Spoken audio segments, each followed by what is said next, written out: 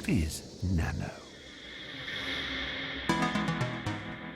A man's beard grows 5 nanometers every second.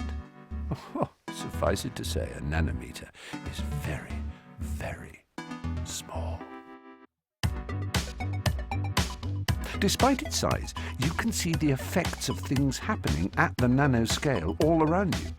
They give the sunset its red color, allow birds to navigate, and help geckos stick to trees. But it's only recently that we've actually been able to see down to the nanoscale. This is NanoYou. We humans are strange creatures, aren't we, if we're honest? We like to measure things. Earth's tallest mountains are over 8,000 meters tall. A football pitch is around 100 meters. I myself am about 2 meters when I'm standing up, in shoes. Good afternoon. Ants are a few millimeters long. Skin cells about 30 micrometers. We can't see things this small. A bacterium is about 2 micrometers. Smaller still are viruses and phages. And so we go down to DNA, our molecular blueprints. DNA is 2 billionths of a meter in diameter, or more conveniently, 2 nanometers, the units that we used to measure the building blocks of everything. Welcome to the nanoscale.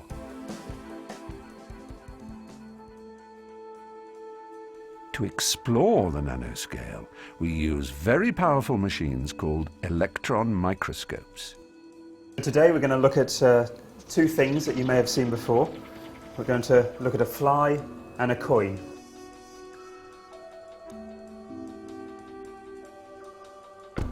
So this is the Z on the coin.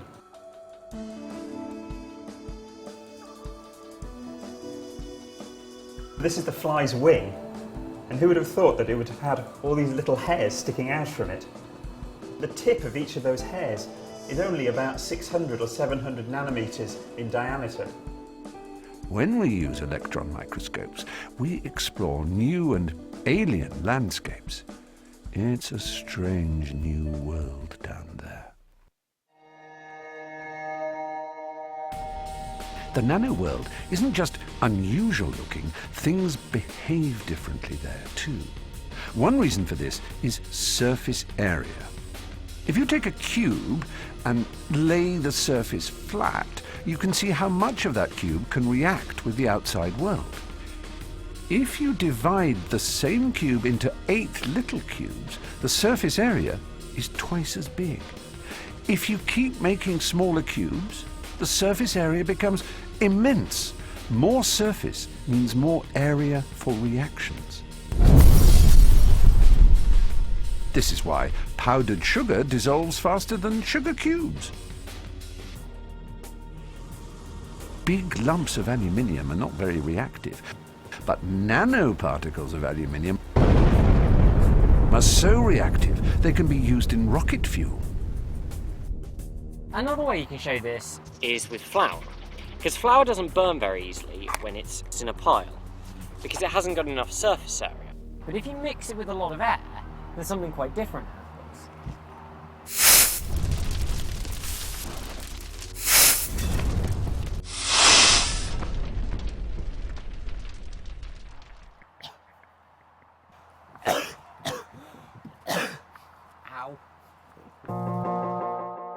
Light also behaves differently as you head down to the nanoscale.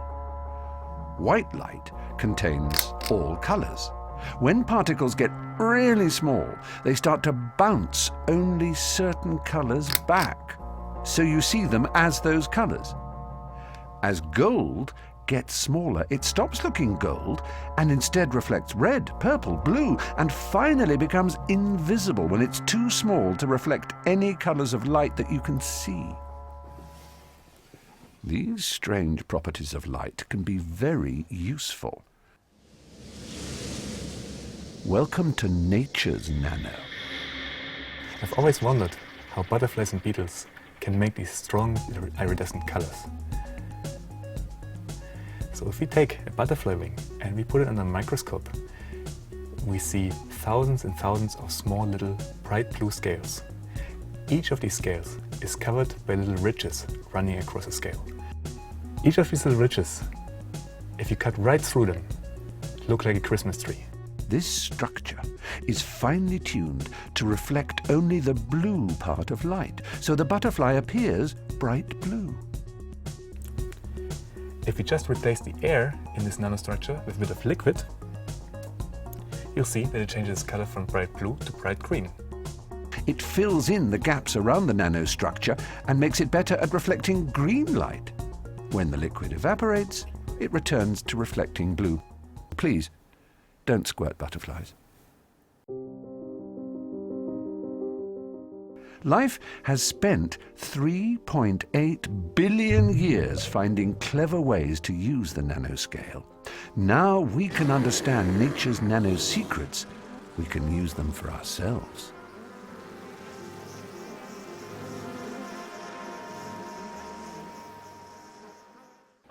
Many tropical plants have leaves where water just runs off. This keeps them clean. If we look at the nanoscale, we can see tiny structures which stop the water from sticking. By copying these structures, we can make our own water-repellent surfaces. Some that even honey doesn't stick to. Ants have really cool feet. They can stick upside down to surfaces, holding up to 100 times their own weight, without falling down. We look closely, we see tiny little pads on their feet that help them to stick. By investigating the microstructure of insects' feet, we can design surfaces hard for them to climb. Bad luck for cockroaches. Pitcher plants eat insects that slip into them, but they don't work unless all of their rim is covered in water. To make sure they're as slippery as possible, they have a nano trick up their sleeves. You can see how the water spreads, even upwards, against the gravity.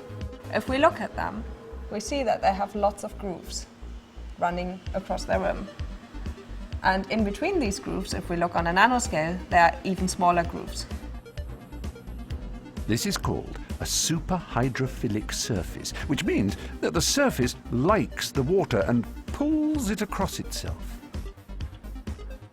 Once the water is spread thinly across these micro and nano grooves, they become very slippery, and it's goodbye ants, hello pitcher plant dinner.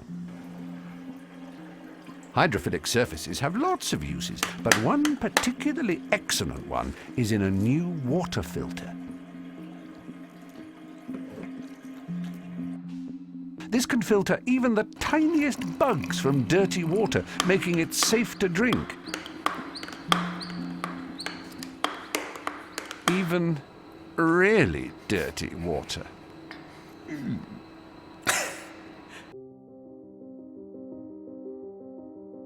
Looking around the natural world is a great way to pick up ideas for things to make ourselves. But with nanotechnology, we can make new structures that nature has never even tried.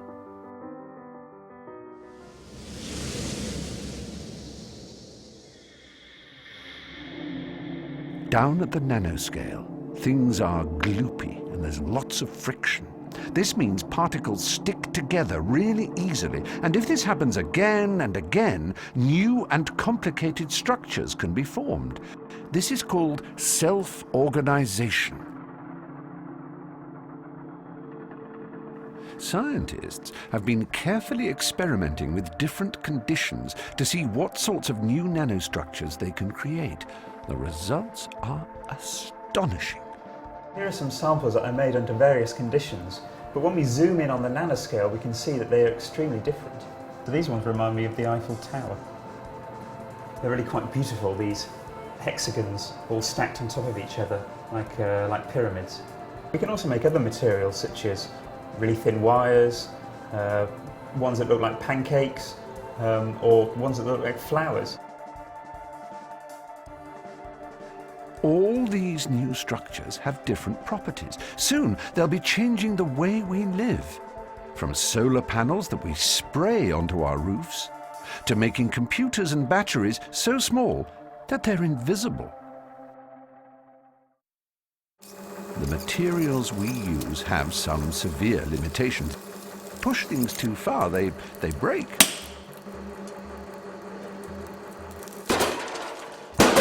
But nano researchers are discovering ways around these limitations.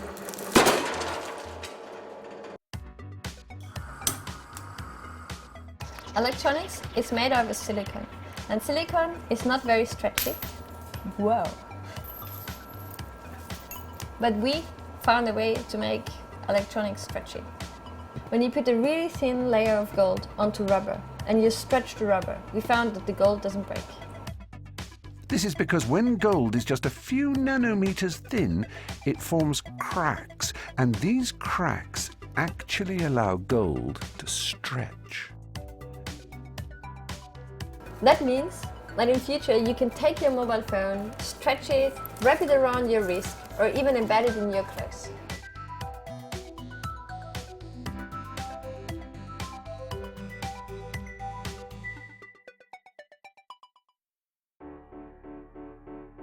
Using the new materials made possible by nanotechnology, we could build stronger houses, tougher cars, and even make ourselves healthier. Medical researchers are already looking at using nanoparticles to deliver drugs or to hunt down cancerous tumors. I'm a brain surgeon. It's my job to treat patients with brain tumours. What we would love is some sort of nanoparticle that gets taken up into these tumours that allows us to identify where the tumour cells are. In the future, nanomedicines could patrol your body, hunting down diseases and zapping problems.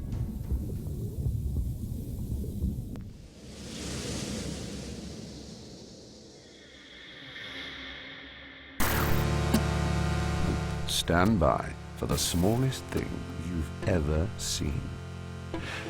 This might look like a deep-sea submarine, but it's actually a scanning, tunneling microscope. Inside, it's more empty than space, and it has revolutionized our view of the nano world.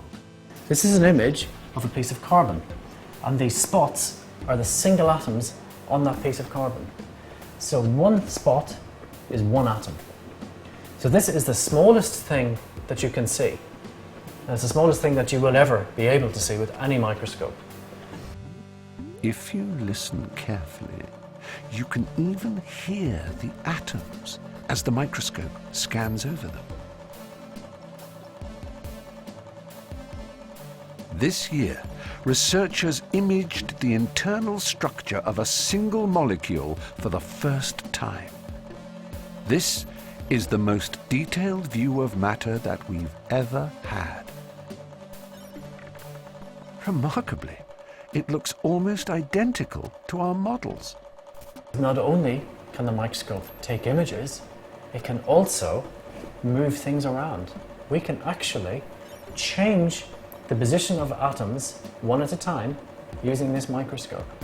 So we can use the microscope to choose an atom on a surface, move it to a new place, and then do this with as many atoms as we want to build up a new structure. And that's where nanotechnology comes in, because nanotechnology is all about changing the properties of matter atom by atom by making new structures. Throughout history, we've been making smaller and smaller machines. Now, scientists are looking at ways to create machines at the smallest scale possible, using atoms as their building blocks. Some researchers believe that we could construct molecular machines that could make anything we wanted. If this happens, it will revolutionize our lives. We know that molecular machines can work because they're in every cell of our bodies. They're working away right now, turning food into energy, fixing damage, keeping you warm, and making new cells. You are already a masterpiece of molecular nanotechnology.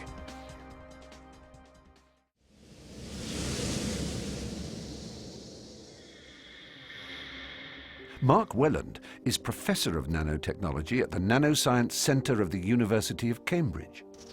Imagine a small implant which you can think of as being equivalent to your mobile phone that communicates directly with your brain as the internet does currently with the rest of the world.